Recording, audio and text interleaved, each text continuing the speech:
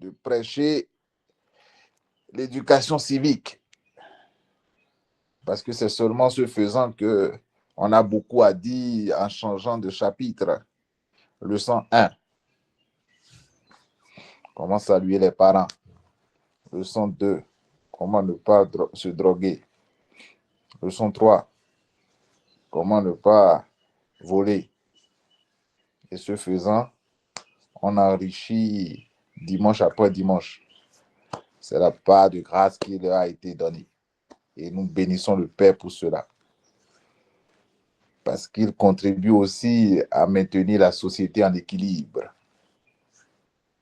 Mais puisque nous n'avons pas reçu cette part de grâce-là, et c'est tout autre qu'on a reçu, on se concentre sur ce que nous avons reçu. Celle d'annoncer Christ. Celle d'annoncer les merveilles du Père, l'autorité du Père sur nos vies. C'est la part qu'il nous a donnée. Dans une entreprise, il y a beaucoup de départements. Non? Nous, notre département, c'est la tâche. C'est ce que le Père fait en nous. Dans les autres départements, il proclame la loi. C'est son œuvre aussi. Et nous prenons le temps encore ce matin de bénir le Seigneur pour ces temps que nous avons passés aussi dans l'autre département, dans le département de la loi, pour le temps de stage que nous avions fait là-bas et qui nous permet d'apprécier les temps que nous passons dans notre nouveau département. Parce que le département de la prédication ou de la vie sous le régime de la loi, c'est un département dirigé par notre Père aussi, créé par lui, dirigé par lui. Et il lui a plu de nous faire passer par là et après, à travers un arrêté, de nous faire passer dans un autre département qui est celui de la grâce, de la connaissance, des profondeurs de l'œuvre achevée de Christ à la croix. Et nous le bénissons pour ces moments passés dans ce département-là, qui,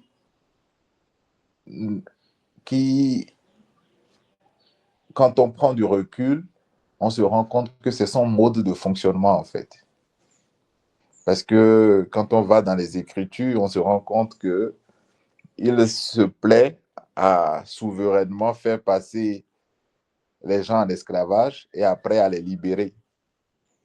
Le peuple d'Israël, n'ayant rien commis, il avait décidé souverainement de les envoyer en esclavage pendant 400 ans afin de les libérer.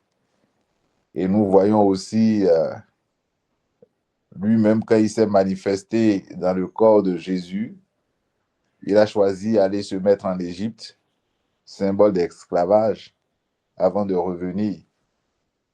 Et donc, nous devons prendre le temps de rendre grâce pour ces temps. Et ma prière ce matin est qu'il nous donne de ne jamais mépriser ces moments-là, de ne jamais regretter ces temps-là que nous avions passés parce que ça fait partie aussi de notre histoire. Ça fait partie de l'histoire qu'il a écrite pour nos vies.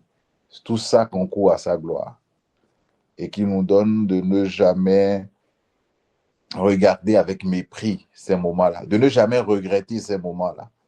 Parce qu'aujourd'hui, ces moments nous donnent d'apprécier la liberté que nous avons, nous donnent d'apprécier la qualité de nourriture qu'il nous donne. Et ça concourt à la gloire que nous lui donnons. Il a fallu passer par là pour aujourd'hui apprécier la qualité de nourriture, la qualité de vie en lui, pour pouvoir le voir tel qu'il est. Et l'enfant prodigue et l'enfant qui est resté, et son frère qui est resté à la maison n'ont pas la même appréciation de la vie à la maison. L'enfant prodigue, il est revenu, il a une autre appréciation de la vie à la maison. Mais celui qui est resté à la maison, bon, il banalise les choses. pour dire que c'est la grâce qu'il nous donne aujourd'hui. Ça fait partie de l'histoire de vie qu'il a écrite pour chacun de nous, du plan ficelé avant la fondation du monde. Et le temps que nous avions passé aussi avec lui sous la loi, avec lui dans la connaissance de la loi, dans la connaissance de, de la religion, nous aide aujourd'hui à apprécier les temps de grâce, les temps de bonheur que nous passons avec lui donnant gloire pour toutes choses, le célébrant pour toutes choses. Et durant ces temps, il nous avait enfermés dans la religion et on se voyait comme des chrétiens. On se voyait comme des détenteurs de la vérité. Et c'était nos diverses dénominations étaient the place to be. Donc, chacun était dans la course, dans la dénomination. On était tellement fiers d'être chrétiens, voyant nos dénominations comme le royaume de Dieu, voyant nos dénominations comme le lieu où il faut être. Et combien de personnes n'avons-nous pas cherché à attirer vers nos dénominations afin qu'ils aient le salut. Et on les regardait comme des gens perdus. Et tant que tu ne pries pas dans notre assemblée, tu n'es pas encore dans la vérité. Tant que tu n'es pas encore membre de notre congrégation, il fallait les mercredis ou les samedis aller les chercher. Hein, il fallait sortir, aller les chercher pour qu'ils soient abonnés, pour les abonner. Il fallait avec des cartons d'abonnement pour qu'ils s'abonnent. Et cette vision que le Père nous avait donnée de la chose dans ce département-là, on était tellement content quand on entend que quelqu'un a donné sa vie à Jésus ou quelqu'un a confessé Jésus, on est tellement content. Donc, c'est un pas. Après, le deuxième pas, c'est de l'amener vers soi parce qu'on a la meilleure doctrine et les autres, leur doctrine n'était pas bonne. Ou on essaie on se battait pour que les gens, entre griffes, donnent leur vie à Jésus. Comme le dit toujours un ami, qu'est-ce que Jésus va faire de leur vie? C'est Jésus qui donne sa vie. C'est le Christ qui donne sa vie. Et on était tellement contents. Mais aujourd'hui, quand les temps furent accomplis, il lui a plu au travers de l'intensité de la lumière qu'il a fait jaillir dans nos cœurs, qu'il n'y a personne, aucune religion qui détient la vérité. Il lui a plu de nous faire réaliser que la meilleure place, c'est lui, c'est en lui. Et cela, au travers, comme je disais, de l'intensité. Il a accru l'intensité de la lumière dans nos cœurs. Et la même chose qu'on voyait, on le voit autrement aujourd'hui. Et c'est ça, la grâce que nous avons aujourd'hui en lui, celle d'apprécier les choses autrement au travers de cette lumière-là. C'est la même chose. C'est pas autre chose. C'est la même chose, mais juste il nous a donné un autre mindset, une autre lumière, une autre manière d'apprécier. Et je fais cette parenthèse pour parler justement du fruit de la connaissance du bien et du mal. Pour dire qu'il n'y a pas deux fruits. c'est le même fruit qui donne la connaissance du bien et c'est le même fruit qui donne la connaissance du mal. C'est la même moto que tu as achetée et que tu as dit gloire à Dieu. Béni soit le Seigneur. Dieu m'a béni. Je suis béni. Frères et sœurs, venez prier avec moi. Oh là là, tu vois la bénédiction de Dieu. On a chanté, on a dansé, on a fait offrande même pour rendre grâce.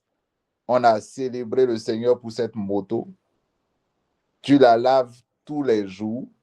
Tu dors à côté de ça avec la corde attachée au pied pour qu'on ne vole pas. C'est cette même moto-là, le jour, dans la volonté du Seigneur, tu tombes, tu fais accident avec, oh, moto de malheur. Oh, moto de malédiction. C'est une malédiction pour moi. 2 ans, 3 ans après, c'est la même moto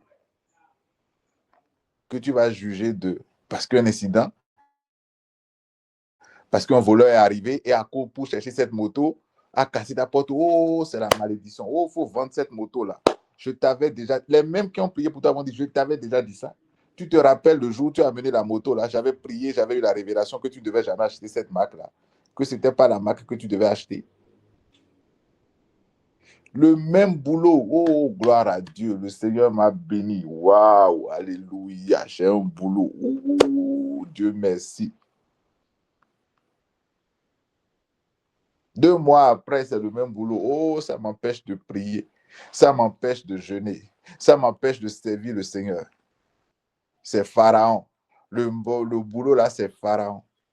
As-tu constaté que ça n'a pas changé? As-tu constaté que c'est le même bien là que tu as fait appeler bénédiction? C'est le même bien là que dans une circonstance donnée, tu vas faire appeler malédiction. Et c'est ça le fruit de la connaissance du bien et du mal. En réalité, dans le monde, rien ne change en fait. Nous n'avons pas changé d'environnement, nous sommes dans le même environnement qui est Christ. Les autres qui prêchent la loi ne sont pas dans un autre environnement. Ils ne sont pas ailleurs pour revenir maintenant en Christ. Donc, c'est le même enseignement auquel nous étions soumis, c'est toujours le même enseignement. Cet enseignement-là n'a pas changé, frère. Mais c'est la connaissance qu'il nous donne de cet enseignement-là aujourd'hui. La connaissance qu'il nous donne de cet enseignement-là aujourd'hui. L'intensité de la lumière.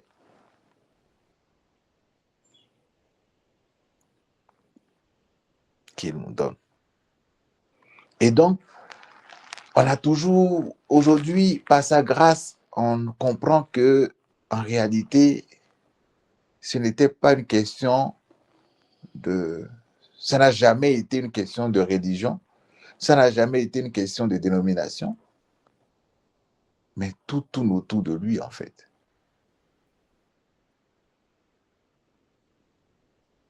Que la meilleure place, c'est en Christ, et nous y sommes, en fait. La meilleure place, c'est en Christ, et nous y sommes.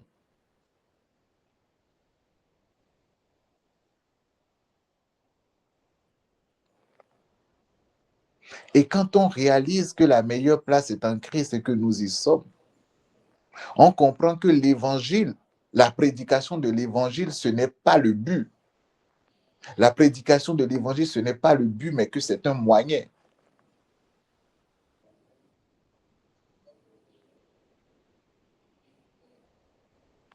La prédication de l'évangile, ce n'est pas le but, mais c'est un moyen. Même l'œuvre de Christ à la croix, ce n'est pas le but, mais c'est un moyen. Mais quand on fait de l'évangile le but, ou quand on fait de l'œuvre de Christ à la croix le but, on se retrouve à forcer les gens à connaître Jésus. On se retrouve à centrer la vie sur la personne de Jésus. On se retrouve à centrer le débat sur la personne de Jésus. Mais le débat va au-delà de la personne de Jésus.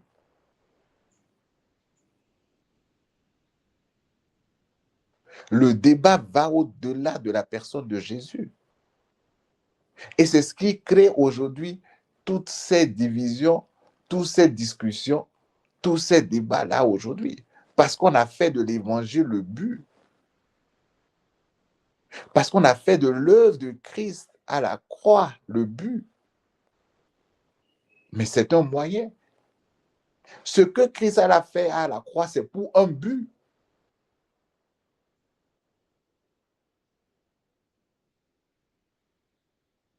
Et ce but-là a été atteint.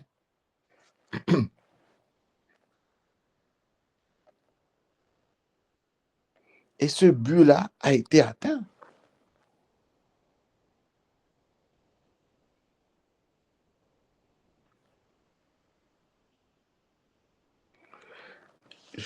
Nous allons lire d'abord Romains chapitre 10. Romains chapitre 10.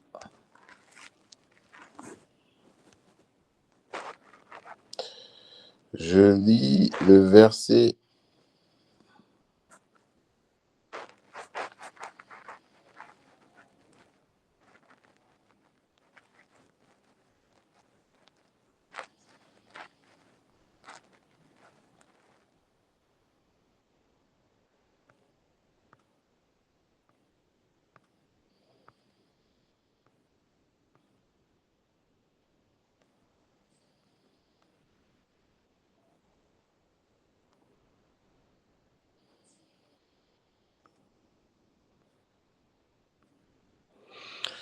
Romains chapitre 10, le verset 17. Paul dit, ou l'Esprit dit par la bouche de Paul, on devient croyant quand on écoute le message. Et ce message, c'est la parole du Christ. On devient croyant quand on écoute le message, et ce message, c'est la parole du Christ. Et alors, on se pose la question, c'est quoi la parole du Christ? Vous allez me dire que c'est la bonne nouvelle. Vous allez me dire que c'est l'évangile. Oui, c'est l'évangile. Donc, l'évangile a un but. L'évangile n'est pas la finalité. L'œuvre que Christ a accomplie, il l'a accomplie pour un but.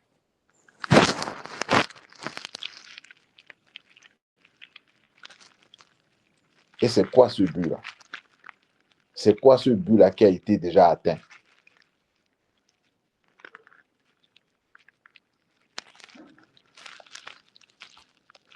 Le but de l'évangile, le but de l'œuvre de Christ à la croix, c'est d'amener tous les hommes à la connaissance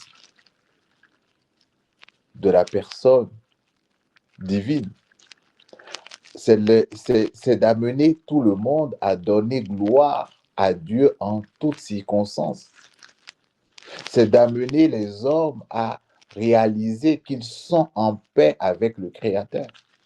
C'est le but de la prédication de l'Évangile. C'est ce pourquoi Christ est mort. Christ est mort afin de réconcilier l'humanité avec la divinité, de faire de l'humanité et de la divinité un seul. Et c'est ce qui a été fait. Et donc, la prédication de l'Évangile ne rend pas les gens parfaits. L'Évangile n'est pas prêché pour rendre les gens parfaits. Les gens ont été rendus parfaits par l'œuvre de Christ. Et la prédication de l'Évangile que nous faisons amène les gens à réaliser qu'ils sont parfaits en Christ, amène à réaliser qu'ils sont déjà en Christ. Alors, ce que l'Esprit nous amène à faire, c'est de nous centrer sur la personne de Christ et non sur la personne de Jésus. Puisque c'est la personne de Christ qui a brisé le mur d'inimité entre Dieu et les hommes. Et c'est cette personne-là qui a brisé aussi le mur de séparation entre les hommes.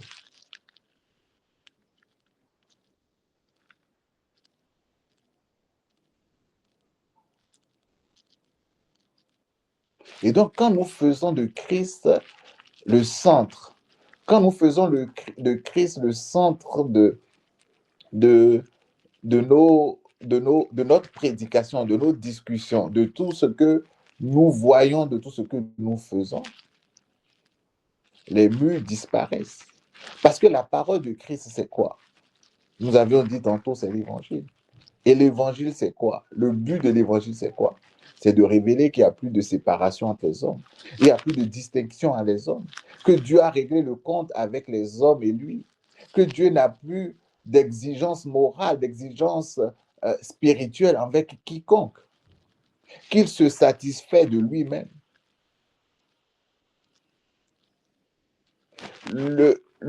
La connaissance de Christ, de notre existence en Christ, montre que, comme je disais tantôt, même nos frères qui sont de l'autre côté, ils servent Christ. Même quand nous étions sous la loi, nous servions Christ. Même ceux que nous appelons être dans l'occultisme, ils servent Christ. Mais peut-être qu'ils ne sont pas conscients. Peut-être qu'ils ne sont pas conscients de certaines choses. Et c'est ça ce que l'évangile fait. C'est ça ce que la prédication de l'évangile fait. Le Seigneur se sert de l'évangile pour ouvrir, pour, pour aiguiser la conscience des gens sur sa personne, sur son amour, sur l'œuvre qu'il a accomplie, sur ce qu'il est, de ce qu'il est le souverain de toutes choses, de ce qu'il règne sur toutes choses.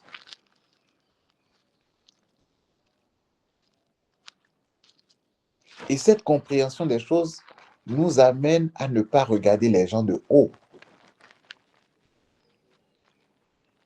Nous amène à ne pas... Parce que c'est ça en Christ. On ne peut pas dire que nous sommes en Christ et regarder les gens de haut. Et regarder l'occultisme, le soi-disant occultiste de haut. Alors qu'il est dans il est dans le même pays que toi. Vous vivez dans la même région. Vous êtes sous le même règne. Quand tu regardes avec le prisme de Christ, quand tu regardes avec la connaissance de Christ, quand tu regardes les autres avec... Vous êtes sous le même règne.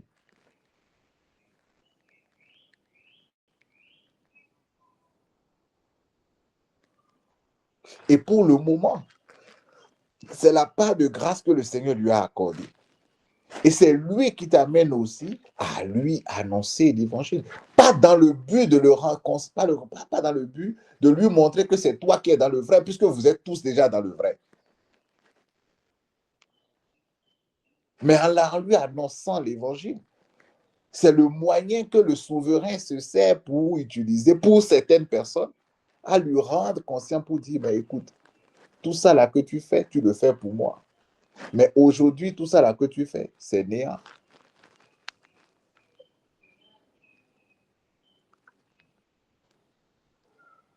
C'est le moyen qu'il se choisit. Et l'évangile n'est pas que le seul moyen. Ça, c'est limiter Dieu que de penser que l'évangile est le seul moyen.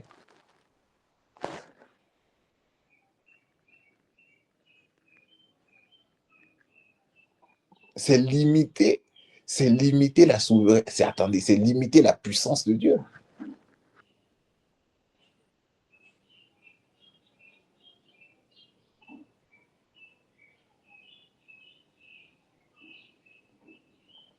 Il y a des gens, on sait tous que le Christ est l'évangéliste par excellence. Qu'il est celui qui a annoncé, qui allait annoncer sa mort et sa résurrection, même dans les profondeurs de la terre. C'est penser que tant que nous nous n'avons pas encore prêché, tant que nous ne sommes pas encore allés dire aux gens, oui, nous avons besoin d'aller dire. Mais nous devons aussi garder l'humilité de reconnaître que dans sa souveraineté, il y a des gens qui écoutent l'évangile, il y a des gens qui sont transformés, il y a des gens qui sont amenés à la connaissance de la vérité qui est la personne de Christ, qui n'est pas une religion, au travers de ce que le Père même fait, sans aide de l'humanité en fait.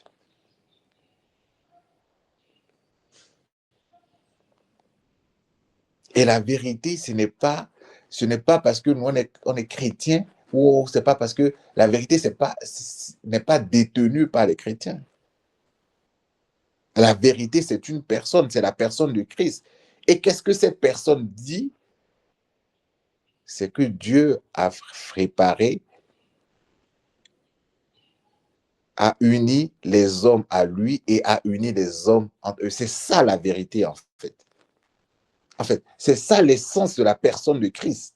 C'est l'unité entre l'humanité et la divinité et l'unité entre l'humanité entre elle. C'est ça l'essence de la personne de Christ. Ce n'est pas la religion. Ce n'est pas l'adhésion à un mouvement religieux. Donc, quand on dit que nous avons mis notre foi en Christ, nous sommes en train de dire par là que nous croyons que Dieu n'a plus de grief contre les hommes, que Dieu et les hommes sont un, et que nous aussi, entre hommes, nous sommes un. C'est ça, en fait, le message de la croix. C'est ça le message de Christ. C'est ça la parole de Christ. C'est ça Christ.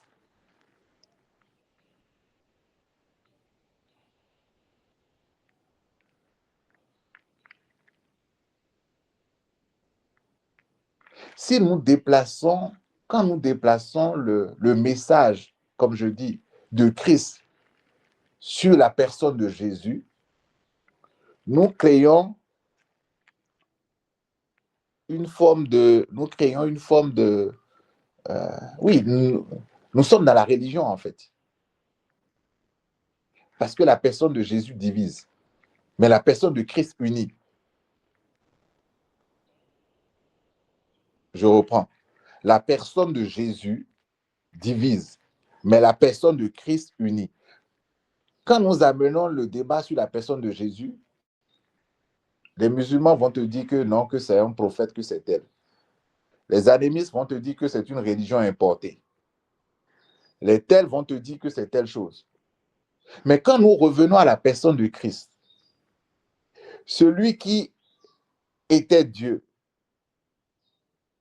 qui n'a pas regardé son égalité à Dieu, mais qui est venu, qui a pris un corps d'homme afin de pouvoir réaliser cette œuvre magnifique d'union entre le divin et l'humain, et d'union entre l'humain, entre eux, tout le monde se retrouve. Et c'est ce message de réconciliation que le Seigneur porte au travers de nous. C'est de ce message de réconciliation que le Seigneur nous rend conscients.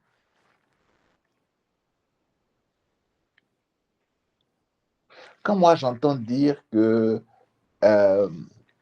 oui, que c'est des religions importées, que oui, nous on était animistes, on a venu. Je dis, mais c'est vrai. Oui, je peux te choquer. Oui, c'est vrai.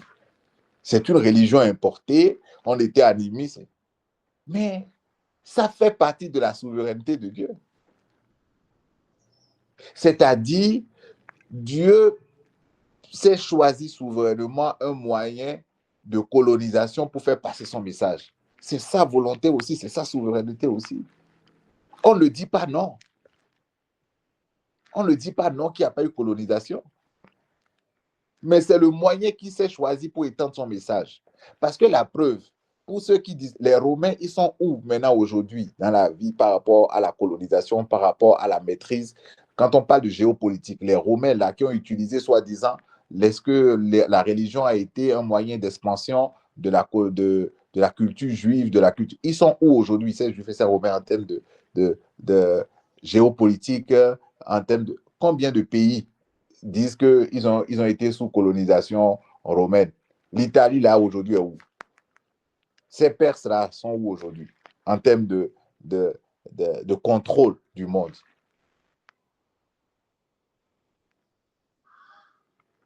Donc, le regard que le Seigneur nous donne en Christ nous montre que oui, tout est possible, mais avec sa souveraineté. Tout se fait sous sa souveraineté.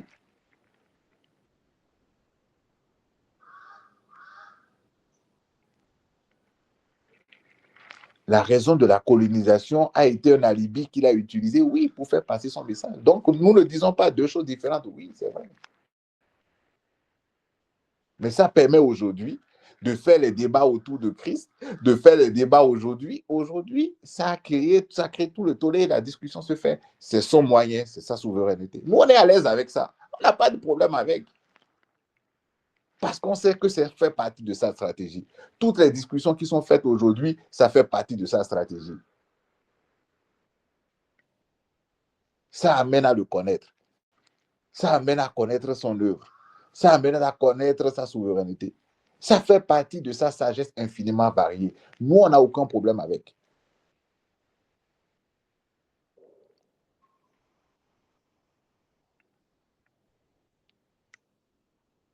Et donc, le but du Seigneur, le but de Dieu en toute chose qu'au travers des différentes religions, qu'au travers des différents, tout ce qu'on veut, c'est de le connaître en fait. Dans Romains 1, Romains chapitre 1, je vais lire à partir.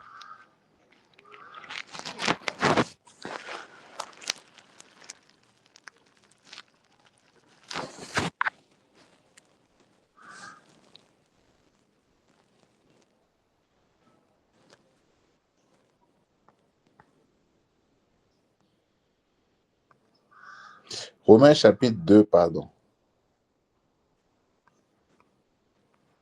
Attendez.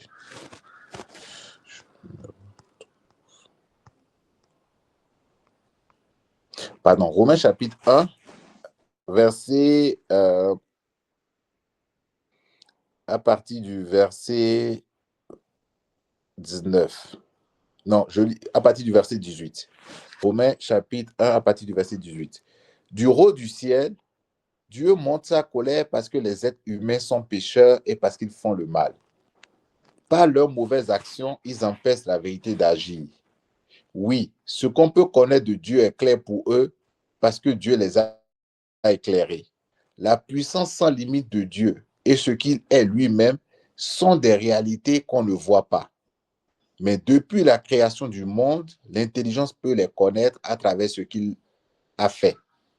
Les êtres humains sont donc sans excuse. En effet, verset 21, ils ont connu Dieu, mais ils ne lui ont pas rendu gloire. Ils ne l'ont pas remercié. Pourtant, c'est ce qu'on doit faire pour Dieu. Alléluia. Je lis ça dans la version The Message. Mais le mécontentement furieux de Dieu éclate lorsque les actes de méfiance, les méfaits et les mensonges s'accumulent, lorsque les gens tentent d'occulter la vérité. Mais la réalité fondamentale de Dieu est suffisamment claire. Ouvrez les yeux et elle est là. En regardant longuement et attentivement ce que Dieu a créé, les hommes ont toujours pu voir ce que leurs yeux ne pouvaient pas voir. La puissance éternelle, par exemple, et le mystère de son être divin. Personne n'a donc d'excuses valables. Voici ce qui s'est passé. Les hommes connaissent parfaitement Dieu, mais lorsqu'ils ne le traitent pas en Dieu, refusant de l'adorer, ils se banalisaient dans la bêtise et la confusion, de sorte que leur vie n'avait plus de sens ni de direction. Ils prétendaient tout savoir, mais étaient analphabètes en ce qui concerne la vie. Ils ont changé la gloire de Dieu qui tient le monde entier entre ses mains contre des figurines bon marché que l'on peut acheter dans n'importe quel stand au bord de la route. Donc, le mécontentement furieux de Dieu éclate lorsque les actes de méfiance, les méfaits et les mensonges s'accumulent lorsque les gens tentent d'occulter la vérité. C'est quoi la vérité? La vérité, c'est la souveraineté de Dieu. La vérité, c'est que c'est Dieu, il n'en a pas d'autre, il est le seul et l'unique. La vérité, c'est lui qui gouverne sur toute chose. C'est lui qui est derrière ce que tu appelles bien, c'est lui qui est derrière ce que tu peux appeler mal. Et c'est ça qui lui donne la gloire, c'est le fait de lui, c'est ça qui est le fait de lui rendre la gloire. Et c'est ce que la connaissance de Christ nous amène. La connaissance de Christ nous ouvre les yeux sur ce que il n'y en a qu'un seul. Parce que quand on voit la manifestation de la personne de Christ dans le corps de Jésus, il n'y a eu qu'un seul message. Je ne suis pas venu parler de moi-même, je suis venu parler de Père. Je suis venu vous montrer le Père. Je suis venu vous révéler le Père. Quand vous voulez prier, dites notre Père. Le ministère de la personne de Jésus, c'est-à-dire le ministère de Christ au travers de la personne de Jésus, n'a fait que révéler le Père, n'a fait que révéler la gloire du Père, n'a fait que révéler la souveraineté du Père. Et c'est ça la vérité.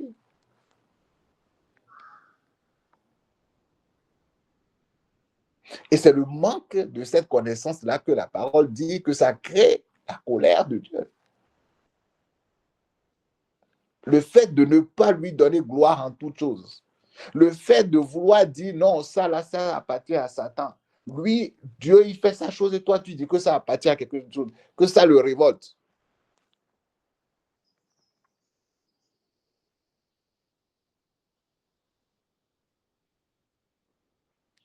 Ce qu'il fait, il veut que tout ce qu'il fait, qu'on lui donne la gloire sur toute chose. Il dit, ne nous est pas permis de pouvoir discerner le bon, le livret du blé. Ce n'est pas notre devoir, ce n'est pas notre responsabilité. Vous ne pouvez pas. Le niveau de connaissance que vous avez dans l'humanité ne vous permet pas de discerner ça. Mais la seule chose que vous avez à faire, c'est de le connaître lui et lui seul. La seule chose qui nous amène à faire, c'est de le connaître lui et lui seul et de lui donner gloire en toutes choses. Et c'est ça la connaissance de Christ.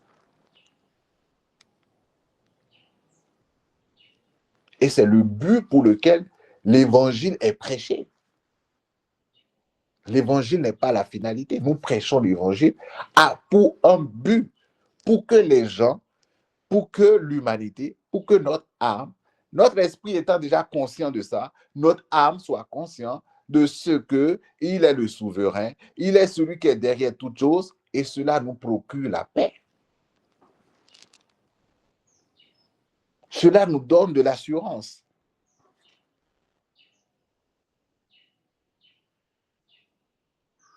Nous ne sommes pas meilleurs que les autres. Nous ne sommes pas dans un lieu meilleur que les autres et il faut attirer les autres à venir à notre lieu. Non.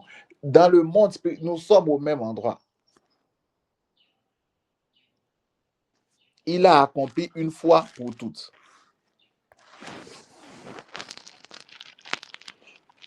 Deux Corinthiens 5, verset 15. 2 Corinthiens 5, verset 15. 2 Corinthiens 5, verset 15 dit, je lis parole de vie.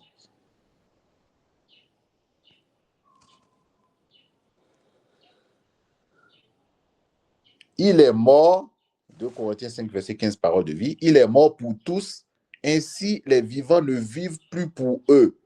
Ils vivent pour le Christ qui est mort pour eux et qui, pour eux, s'est réveillé de la mort. La parole n'a pas dit que les chrétiens vivent pour le Christ. La parole n'a pas dit que ceux qui entendent l'évangile vivent pour le Christ. Il dit, il est mort pour tous, ainsi les vivants ne vivent plus pour eux. Les vivants ne vivent plus pour eux. Même ton oncle, ton grand-père que tu appelles anémiste, occultiste, oh, il est ci, il est ça, il ne vit plus pour eux, lui, il vit pour Christ. Mais il a besoin d'entendre cela pour pouvoir être conscient de ça et donner gloire à celui, de donner manifestement gloire à celui qui a accompli ça. Et c'est ça le but de l'évangile. C'est ça le but de l'évangile que nous annonçons. Mais sinon, l'œuvre de Christ est parfaite. Il a fait une fois pour toutes. La parole dit qu'il a enfermé tout le monde dans la désobéissance afin de faire grâce à tous. Et la connaissance de Christ, cette connaissance-là nous rend humbles, nous donne de ne pas voir les gens de haut, de ne pas penser que c'est nous qui détenons la vérité et que les autres sont pas dans le vrai. La vérité, c'est une personne, c'est une œuvre qui a été accomplie.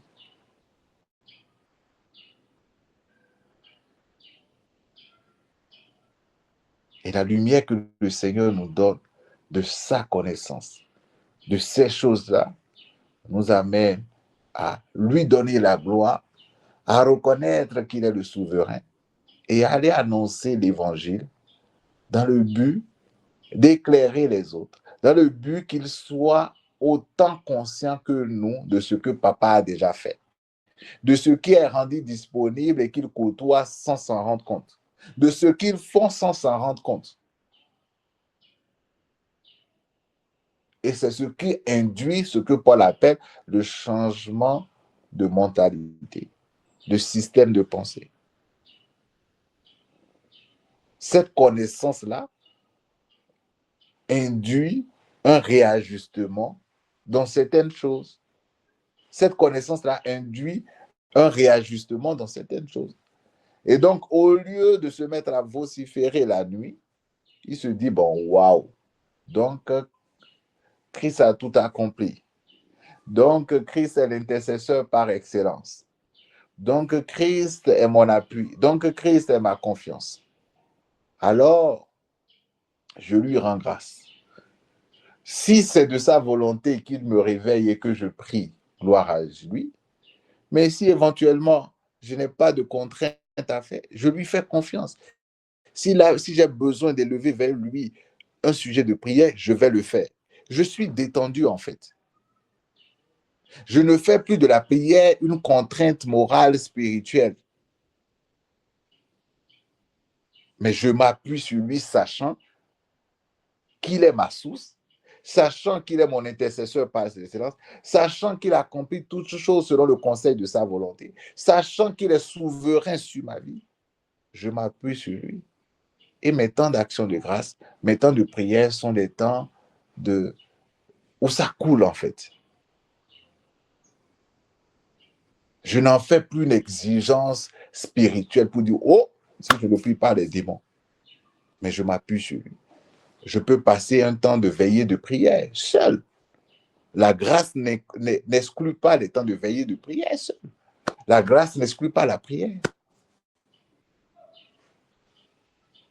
Mais c'est une prière motivée par lui. C'est une prière d'action de grâce, de reconnaissance de sa souveraineté, de sa bonté, de ce qu'il est au courant de toutes choses, de ce qu'il est au contrôle de toutes choses. Et c'est ce qu'il produit en nous.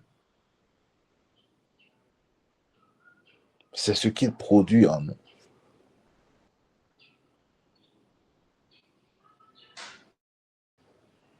Et s'il nous amène à aller dans la connaissance de la dimension Christ, de la personne de Christ, c'est nous amener dans un niveau d'humilité, dans un niveau de communion avec les autres. Dans un niveau de communion avec les autres. La manifestation de la dimension Christ dans la personne de Jésus n'a jamais écarté la prostituée de la pharisienne qui pouvait passer 20 heures dans soi-disant la présence de Dieu.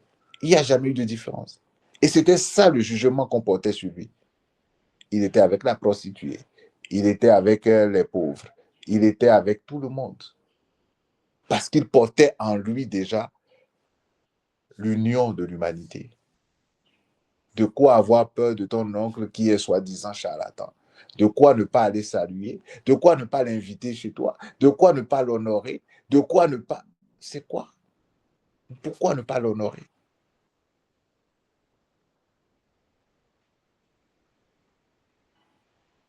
N'est-il pas un frère dans le Seigneur comme toi? Je te choque. Hein? N'est-il pas un frère dans le Seigneur comme toi? C'est pas le jour où il va confesser Christ qu'il devient ton frère dans le Seigneur. C'est pas le jour, en griffe, il va confesser Christ qu'il va devenir ton frère dans le Seigneur.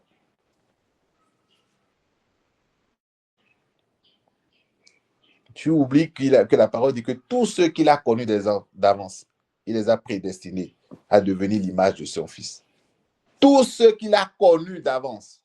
Et si toi, tu es dans la révélation de la connaissance d'avance de notre Père, comment ne pas discerner en les autres des potentiels, soi-disant, si je vais rester dans la logique qui était la nôtre, pourquoi ne pas discerner en lui un potentiel frère demain?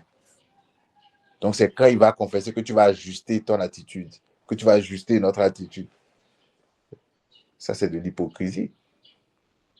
C'est comme tu dis, bon, quand tu auras l'argent, je vais te respecter. Maintenant que tu n'as pas l'argent, je ne te respecte pas. Mais quand tu vas devenir riche, quand tu vas devenir grand quelqu'un, je vais te respecter. Quand tu discernes, et c'est là l'avantage dans le monde, c'est ça. L'avantage de ceux qui, vous savez, les détecteurs de talent. Et on dit non, ils ont quelque chose. Et eux, ils sont dans l'occultisme. Non, ils ont l'humilité de discerner dans les autres ce que vous ne voyez pas aujourd'hui. Et vous attendez que ça se manifeste avant de vous ajuster. Le gars, il prend, il voit le petit, il voit déjà, le petit n'est rien, mais il détecte déjà un talent en lui. Il le prend, il le considère déjà comme ce qu'il est. Quand ça explose, il bénéficie, tu dis, oh, et c'est maintenant tu commences par écrire, bonjour mon frère. Vraiment, félicitations, gloire à Dieu hein, pour la promotion. Alors que quand le frère était là, toi, tu le regardais comme rien. Parce que manifestement, il n'avait rien.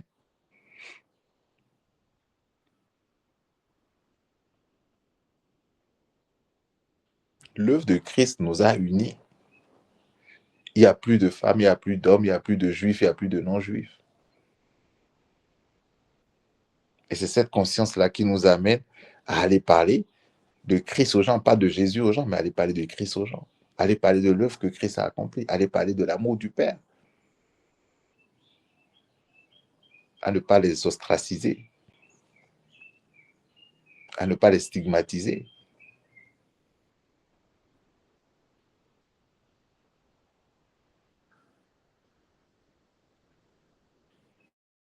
Et ce matin, le Père nous encourage à nous illuminer encore, à ne pas voir en l'Évangile un but, à ne pas voir en Jésus le but, à ne pas voir en l'œuvre de Christ le but, mais le but, c'est la connaissance de lui. Tout ça, c'est pour un but, c'est de le connaître, c'est de lui rendre gloire, c'est de le reconnaître comme le seul et unique. Il a fait tout ça là pour un but. Il a fait tout ça pour un but.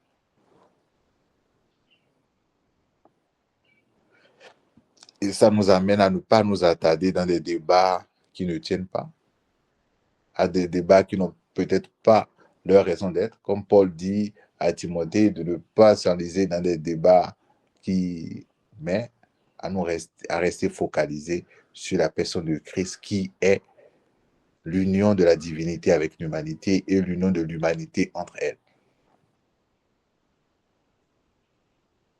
Qui nous amène à célébrer le Père en toutes circonstances. Qui nous amène à honorer les gens, quelle que soit leur religion, quel que soit leur bord, quel que soit à les honorer, pour Christ qui est en eux.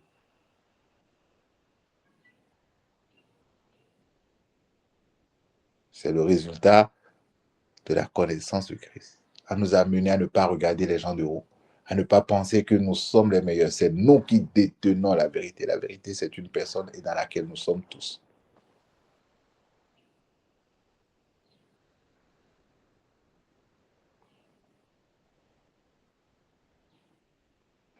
Voilà le message que j'avais à cœur de partager avec nous ce matin.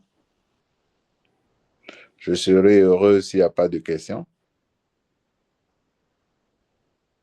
Mais s'il y en a, je prends.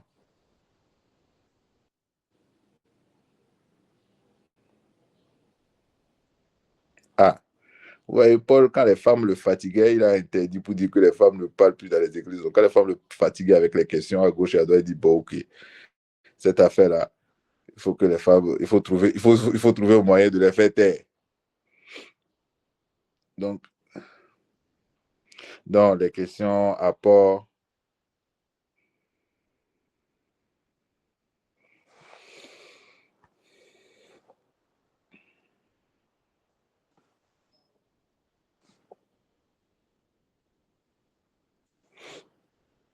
est-ce qu'il y a des questions, est-ce qu'il y a des apports?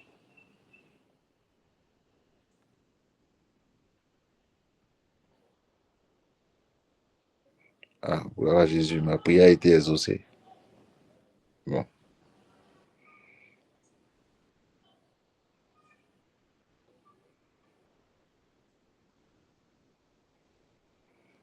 ok. S'il n'y a pas de questions, s'il n'y a pas d'apport, juste Yannick, tu as la parole pour la suite. Merci.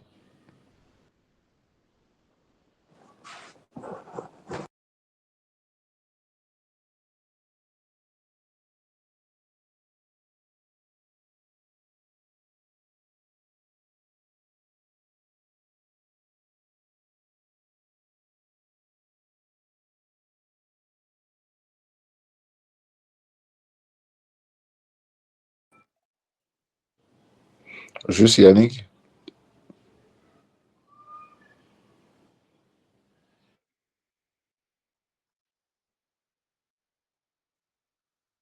Ok, c'est bon, hein, tu peux continuer. Le temps de...